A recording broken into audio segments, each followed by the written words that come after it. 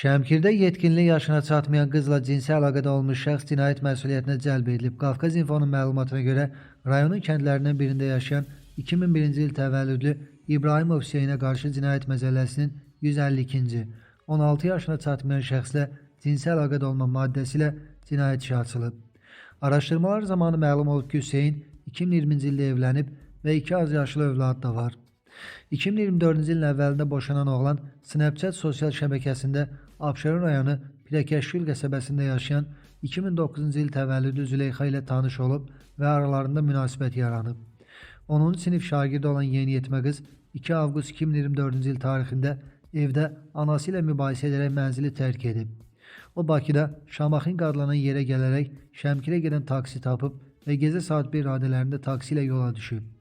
Yeniyetmə qız gedərkən "Məni yalandan axtarmayın, sevdiyim gəlib məni apardı, axtarsanız da tapa bilməzsiniz" deyərək məktub qoyub gedib.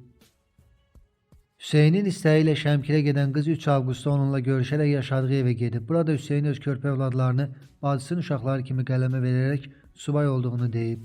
Lakin bir müddət sonra Züleyxa onların Hüseynin övladları olduğunu öyrənib və uşaqlara baxmağa razı olub.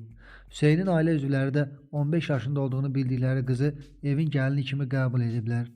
Lakin yeniyetmənin ailəsinin polisə müraciət etməsindən sonra 10 avqustda onun yeri müəyyən edilib və tapılaraq valideynlərinin yanına qaytarılıb.